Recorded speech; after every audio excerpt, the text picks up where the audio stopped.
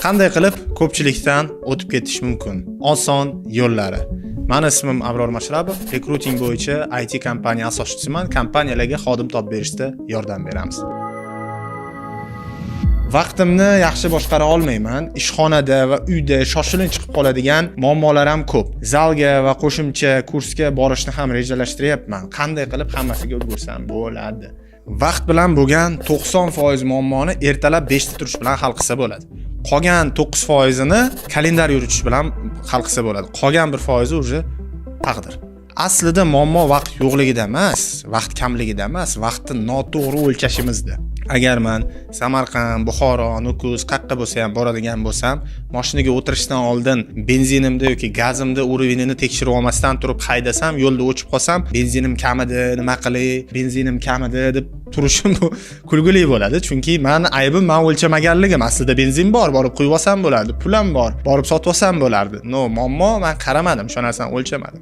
Vaqtni o'sha o'lchashda yordam beradigan instrumentlarni ishlatishni boshlash kerak. Kalendar bo'ladimi, bloknot bo'ladimi, va hokazo har xil prilojenelar bor, Notion va hokazo va hokazo. Men oddiy kalendar ishlataman misol. Ikkinchi masala rejasiz ish qilishda va rejasiz yashashda. Bitta vaziyat aytib beraman. O'rmonda bittasi o'tin chopayotgan ekan. Rasani o'tmas bolta bilan taqillatib o'tin chopayotgan ekan. Oldida o'tib ketayotgan odam ko'ribdi shu narsani. O'tmas bolta bilan qiynalib o'tin chopayotishini ko'ribdi. Eng qizig'i boltani charxlaydigan narsa yerda yotganini ham ko'ribdi boltasini oldida. Boribdi-da so'rabdi. Boltangni charxlab olib, anaqa qilsang, chopsang bo'lmaydimi? Ko'proq chopasan desa, bor asabimni buzmagin, o'zi ishim ko'p ishlashim kerak deb hayda borib. Ya'ni rejasiz ish tutish ham shunga o'xshash. Ya'ni biz shunchaki ko'p ishlaymiz, lekin boltamiz o'tmas bo'ladi. Hech narsaga vaqtimiz yetmaydi, hech narsani ulgurmaymiz. Agar siz ertalab 5 ta turyapsiz, hamma narsani reja bilan ish qilyapsiz, vaqtni o'lchyapsiz, lekin baribir ham vaqtingiz qolmayotgan bo'lsa, demak masala vaqtingizni keraksiz narsalarga sarflayotganingizda bo'lishi ham mumkin. Masalan, men bir marta ustozimdan so'raganman, shu vaqtim yetmayapti ko'p narsaga, men narsalarga ulgurmayapman deganimda zo'r savol bergan. Kecha PSG bilan Barsani o'yinini ko'rdingmi degan. Ha, ko'rdim degan. Kimlar gol urdi degan. Mana Sergio Roberto urdi, Neymar urdi, Messi urdi desam, necha bilan tugadi? 6 nechidir bo'ldi o'sha. Mana shularga vaqt topyapsan ekan-ku dedi. Shularga vaqt topyapsan ekan-ku, nima qilasan? Vaqtim yo'q deyapti. To есть vaqtim yo'q degani prioritetim boshqa narsada degani aslida. Vaqtim yo'q degan narsa emas, chunki vaqt bu eng adolatli taqsimlanadigan resurs, u hammada bir xil. Boyda ham, gadoyda ham, hayvonda ham, odamda ham. Shuning uchun birinchi bu vaqtimizni o'lchashni o'rganaylik, erta turaylik va keraksiz narsalarni jadvalimizdan chiqarib tashlaylik. O'zidan o'zi hamma narsaga ulgurayotganimizni ko'rib qolamiz. Ikkinchi savol. $500 o'zimga investitsiya qilish uchun pulim bor. Kurs sotib olaymi yoki ishimni tezlashtiradigan sun'iy intellektlar, jihozlar, texnikalar sotib olaymi? Suyakni kuchaytiradigan narsalarga pul tikish kerak. Siz aytayotgan hamma narsa texnikalar, sun'iy intellektlar va hokazolar bu egzoskelet. Egzoskelet, misol uchun nimaligini Google'da ko'ring, tushuntirib berishim hozir qiyinlashib ketadi. Taqasiz, siz misol uchun 60 kilo qo'lingiz bilan ko'tarsangiz 200 kilo ko'taradigan qilib beradi. Orqangizga 60 kilo yukni yoki 100 kilo yukni ko'tarib yura olsangiz, sizga 500 kiloni ko'tarib yuradigan qilib beradi. Egzoskelet sizga qo'shimcha skelet, qo'shimcha suyak vazifasini, qo'shimcha mushaklar vazifasini bajarib beradi. Lekin egzoskeletlar yaxshimi desa zo'r, foydasi bor, juda ham zo'r narsa. Lekin gap shundaki, egzoskelet biz bilan qolmaydigan narsa. Ya'ni olib qo'ysak, o'sha kuchimiz qolmaydi. Biz bilan qoladigan narsa bizning suyagimiz. Suyagimizni kuchaytiradigan narsalarga pul tikishimiz kerak. Biz bilan qoladigan narsa faqat bizniki. Biz bilan qolmaydigan narsa bizniki emas.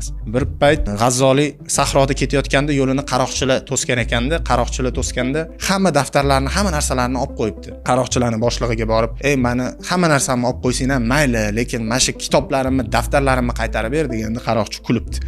Sen shu kitob daftarlaringni qaytarib bermasam, shu biliming shu ekanda, yo'q ekanda degan. Keyin G'azzoliy shuni tushunganda borib, o'sha hamma yozganlarini, o'qiganlarini yodlab olgan, yaxshilab o'zlashtirib olgan. Ya'ni sizdan o'sha narsani olib qo'ysa-yu, sizda o'sha narsa qolmasa, bu narsa yomon. Sizda qoladigan narsalarga pul tikish kerak. Nima qoladi? Bilim qoladi. Bilimni qanaqa olish mumkin? Kitob orqali, kurs orqali, ustoz orqali, hamma narsa orqali. Egzoskeletlar, mana har xil texnikalar, gadjetlar, mashinalar, sun'iy intellektlar, bu hammasi skelet. Bu sizdan olib qo'yilsa, sizda uni kuchi qolmaydi, hech narsasi qolmaydi. Faqat shu suyakka investitsiya qilish kerak. Suyak deganda men faqat suyakni nazarda tutmayapman, bu o'xshatish, aql, tana, hamma narsa. To есть bizda qoladigan narsalar, olib qo'ysa bo'lmaydigan narsalar.